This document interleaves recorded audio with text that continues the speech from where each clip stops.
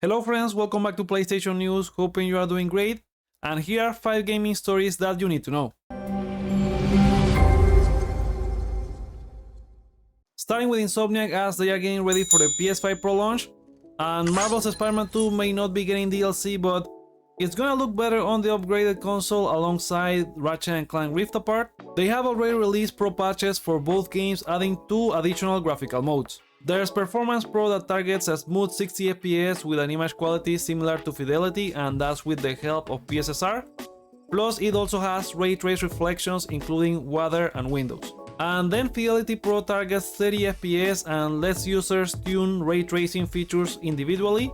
Like for example, if you want ray trace reflections to be rendered at full screen. Now Insomniac also says that these extra toggles allow users to meet higher intermediate frame rates, I guess 40 FPS, when using a VRR or 120Hz display. Besides that, Fidelity Pro also increases pedestrian density in some areas and fine hair detail for characters. So just like we talked about Alan Wake last week, both games are retaining a 30 FPS option, which has not been seen well by fans, given that this is an upgraded console. Despite that, you are getting more options with a PS5 Pro, which is good, even if it contradicts Mark Cerny's presentation where he said that the idea of the Pro was to eliminate or narrow the need of choosing between different modes, and there's always going to be a trade-off between performance and graphical settings. The PS5 Pro enhanced game list continues to grow, and now it has close to 80 games, which includes new additions such as Dead Island 2 and Lies of P. And there's other games like The Last of Us Part 2 and Rise of the Ronin that got pro patches last week. The PS5 Pro is almost here, it releases in over a week, so let me know if you're ready to pick up one or if you will be skipping it in the comments below. Next, we have an update after last week's story that Guerrilla was mostly done with Killzone, and that's because there's a Killzone fan magazine that has sent both Guerrilla and Sony an open letter asking to license the IP from them. So in this letter they say that the series has been away for 11 years, and they are slowly losing hope of seeing it again. Now, in light of the recent interview that said Guerrilla is done with the series, they pointed out that they agree on the need for a studio to come up with fresh ideas and explore something exciting and new. They are aware that the Killzone series has never matched the critical and commercial success that the Horizon series has received, which is why the studio sees this as a priority. But they also put Horizon Call of the Mountain as an example that the studio is comfortable letting other studios work on their IPs, which is why they are asking both Sony and Guerrilla if there will be further projects in the Killzone universe, and if there won't be anything new, they would want to have an honest conversation about licensing the IP. It's a commendable effort from the group and shows the love and care they have for the franchise. However, as I said in the video last week, Sony could have taken this IP to any other studio to work on it by now, and the fact that they haven't done that tells me that they probably don't want to revisit this franchise for the time being. There's other examples of them working with external studios, for example the recent LEGO Horizon or the Until Dawn remake, and they also recently licensed the Freedom Wars IP for a remaster. I think that back when Sony had Call of Duty content exclusive, that was a big influence for them to drop Killzone. Now Microsoft owns that, so we'll see if that makes Sony reconsider Killzone in any capacity, but it would probably be easier for them to partner with another publisher for an existing IP. Now, in any case that they would want to revisit Killzone, they would need to compete with Activision in terms of content, and that is a big task because they have put all of their studios to work on Call of Duty stuff. I think the best that they could do is either re-release or remaster the original games. The easiest one would be Killzone on PS2 since we have the new emulator and they keep porting games from that and put them on PS Plus. And we also have the Killzone Liberation game there already. The hardest ones are obviously the PS3 games Killzone 2 and 3 because the PS5 is not compatible with the cell code, so they would need to remaster those games from scratch. I would also say for them to put them on PS Plus premium streaming, but that wouldn't be the best option for you to play those games. Although they were on PS Now before they moved all of that into PS Plus, and they removed that after the service changed. As I said previously, I like Killzone games, but they were not like my favorites.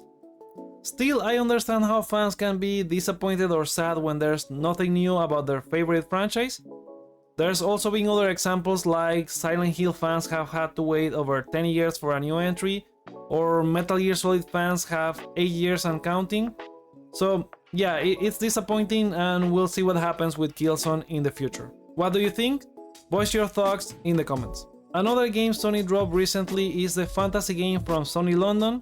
So this project was cancelled earlier this year among other live service games, including a new Twisted Metal, and it was also part of that batch of live service games that got cancelled, including The Last of Us Factions, and it also had the really unfortunate ending of the studio getting closed. Project Candem was a live service co-op game set in a fantasy London, and we only saw one artwork of it back in 2022.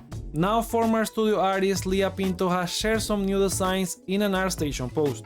In them you can see London by day and night and the colorful palette that matches the original design, and it also features the St. Paul's Cathedral that was also seen in the original design as well. Sadly, the studio no longer exists and we'll probably never see what this was in motion.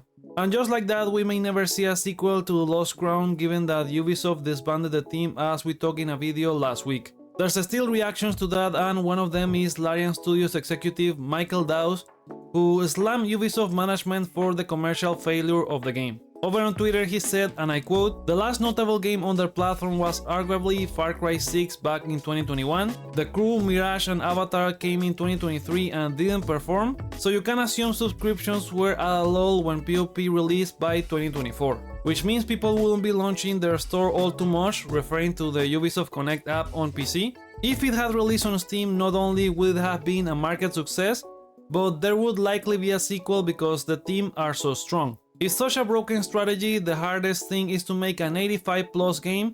It is much easier to release one. It just shouldn't be done as it was. If the statement gamers should get used to not owning their games is true because of a specific release strategy with subscriptions above sales, then the statement developers must get used to not having jobs if they make a critically acclaimed game, platform strategy above title sales is also true, and that just isn't sensible even from a business perspective.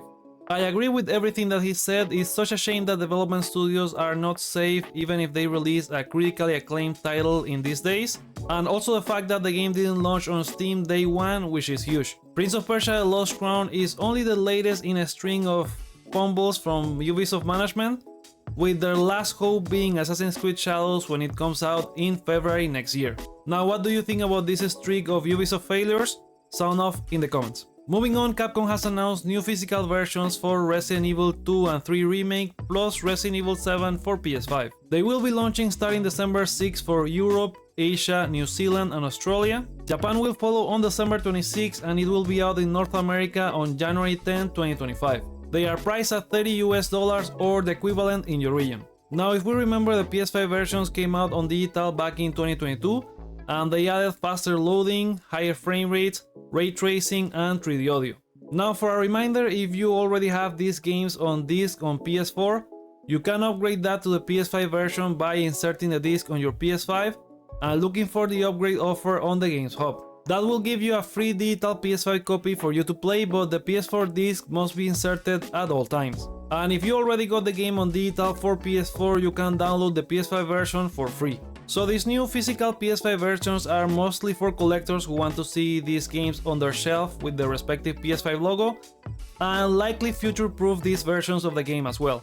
Will you be getting any of these new disc versions for Resident Evil games? Let me know in the comments. And there you go, that's all of the news that I have for you today. Let me know what you think about any of them in the comments below. And remember that you can find all of the sources for these stories in the description. And if you enjoyed this video, please consider giving it a thumbs up and subscribing for more PlayStation news videos like this. And with that, thank you guys for watching and I'll see you on the next one.